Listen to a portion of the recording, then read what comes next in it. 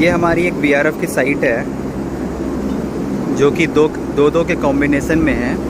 VRF मतलब होता है वेरिएबल रेफ्रिजरेंट फ्लो, और इसे हम वीआरवी भी बोलते हैं अगर वो डाइकिन ब्रांड की है, वेरिएबल रेफ्रिजरेंट वॉल्यूम।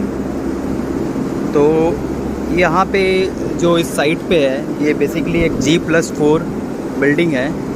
तो ये फर्स्ट फ्लोर से लेके फोर्थ फ्लोर की सारी एसीज हैं यहाँ पे। तो ये जो दोनों है एसीज दिख रही हैं ये फर्स्ट फ्लोर के आउटडोर हैं। सिमिलरली आगे वाली सेकंड फ्लोर की आउटडोर है, फिर उसके आगे वाली थर्ड और उसके आगे वाली फोर्थ फ्लोर की आउटडोर है। ये कॉम्बिनेशन में है, दो आउटडोर के कॉम्बिनेशन 19 इंडोर को रन करती है। तो आज हमें एक प्रॉब्लम फेस करना पड़ा है जो कि इंडोर यूनिट पे हमें CH150 का एरर शो कर रहा है। तो हमने नीचे एरर चेक किया, उसके बाद हम सीधे आउटडोर पे आ गए। तो आउटडोर पे जैसे ही आएंगे हम, तो आउटडोर पे ये LG मल्टी V5 सीरीज़ की आउटडोर है और ये दो की कॉम्बिनेशन में है। ये मास्टर है और दूसरी स्लेव है। तो हमें पहले ही जानते हैं कि प्रीवियस वीडियोस पे आपने देखा होगा कि मास्टर और स्लेव को कैसे पहचानते हैं। तो इसमें एक DIP स्विच होती है, मैं जूम इन करके दिखा देता हूँ। ये आपकी DIP स्विच है। अगर इस DIP स्विच में सारे के सारे ऑफ कंडीशन में हैं तो ये मास्टर यूनिट होगा। और अगर हम एरर देखना चाहेंगे तो एरर हमें हमेशा मास्टर यूनिट में ही मिलता है। तो आप देख सकते हैं इसमें एरर जो आ रहा है 1501 का एरर आ रहा है। इसके साथ में एक स्लेव यूनिट कंबाइन है। तो अगर हम इसके स्लेव यूनिट को देखेंगे, ओपन करके देखते हैं, स्लेव हमने ओपन करके रखा है। आप देख सकते हो कि स्लेव यूनिट का DIP स्विच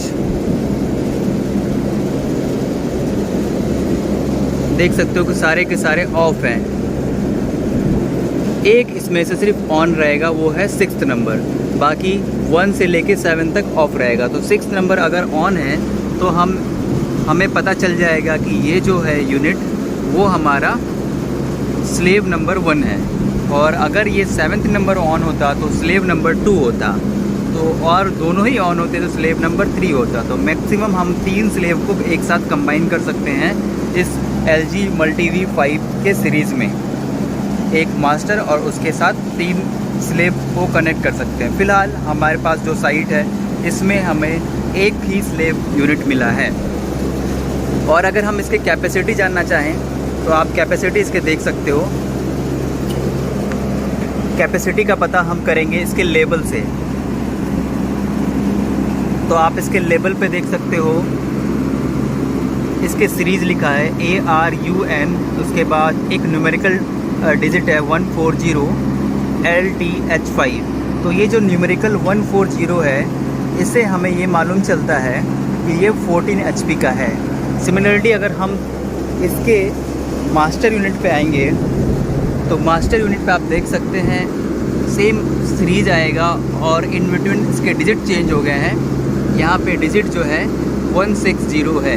तो इसका मतलब ये है कि ये 16 HP का है और ये सिर्फ LG मल्टी V5 सीरीज़ में ही लागू होता है। अगर आप सारे के सारे VRF में डिफरेंट ब्रांड के करोगे तो हो सकता है कि अपने उनके सीरीज़ और मॉडल के कॉम्बिनेशन के नंबर्स अलग हों, उनके तरीके के हों। और दूसरी चीज़, इस लेबल से आप ये भी चेक कर सकते हैं कि ये जो रेफ्रिजरेंट का टाइप है R410A यूज़ कर रहा है, जो कि 13 kg इसके मशीन में जाएगा, कंप्रेसर में जाएगा। और बाकी आप BTU कैपेसिटी भी देख सकते हो, इसके इनपुट किलोवाट भी देख सकते हो और करंट रेटिंग भी आप देख सकते हो। सारे के सारे इसमें मेंशन्ड है। तो एक हमारा मास्टर जो है ये आपने देख लिया कि 16 HP का है और इसका स्लेव जो है 14 HP का है। तो इन कॉम्बिनेशन 30 HP का है। और हमारे इंडोर की जो कैपेसिटी होनी चाहिए वो सिमिलरली 130% से एबव नहीं होनी चाहिए और 50% से बिलो नहीं होना चाहिए। इसका मतलब ये है कि अगर ये 30 HP का है तो हमारे इंडोर्स जो है वो अराउंड 39 HP ही होना चाहिए, उससे ज़्यादा नहीं होना चाहिए। आप 130% का आंकड़ा से आप चेक कर सकते हो। सो अभी हम इसके एरर पे आएंगे, जो कि एरर कोड 1501 है। इसके मास्टर पे ही एरर आएगी, कभी भी इसके स्लेब पे एरर नहीं आएगी। तो मास्टर पे हमने एरर चेक कर लिया और ये एरर है इसके जब एक्यूमुलेटर पे ओवर लिक्विड आ जाता है, लिक्विड जब ज़्यादा हो जाता है तो उस टाइम में हमें ये एरर देखने को मिलता है। इसका कारण ये भी हो सकता है कि इसके कई पीसीबी ख़राब हैं। जनरली मेजर कारण यही होता है कि इसके पीसीबी ख़राब होंगे, जिसके कारण इसके जो सोलेनॉइड वाल्व है वो सही से एक्ट नहीं कर पा रही है और फालतू के लिक्विड जनरेट करके वापस हमारे लिक्विड रिसीवर जो कि एक्यूमुलेटर होता है हमारे आउटडोर यूनिट में, उसको फिल करते रहता है। और जब वो ओवरफ्लो हो जाता है लिक्विड, तो उस सेंस में ये मेन पीसीबी को एक इंस्ट्रक्शन देती है और हमारे पावर को कट कर देती है मेन पीसीबी को, और वो पावर कट होता है हमारे कंप्रेसर का और कंप्रेसर हमारी स्टॉप हो जाती है और सेम सिग्नल ये भेजती है हर एक इंडोर को।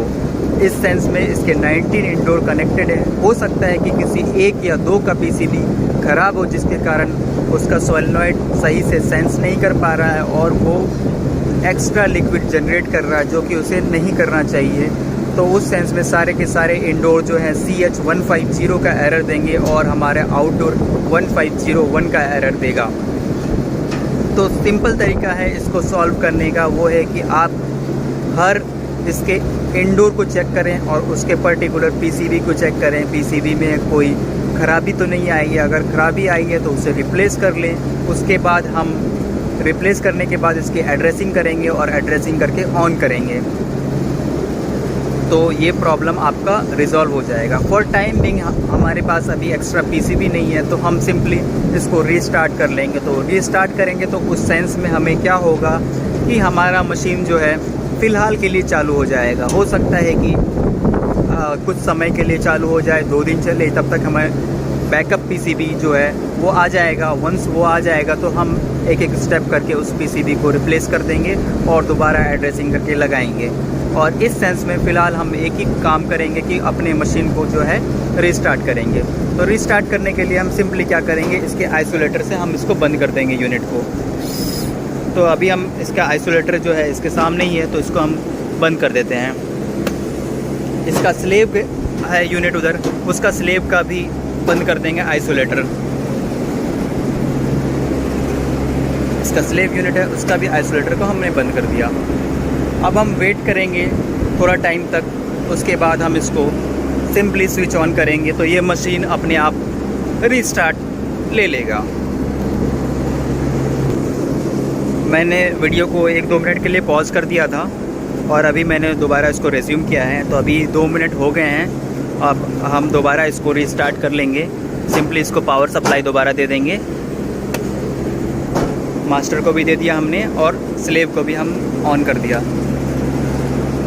अब आप देख सकते हैं कि इसके मेन पीसीबी पे रीस्टार्ट ले रहा है। इसके स्क्रीन पे देख सकते हैं कि आप, इसका स्क्रीन चल रहा है जो कि रीस्टार्ट मोड पे है फ़िलहाल अभी।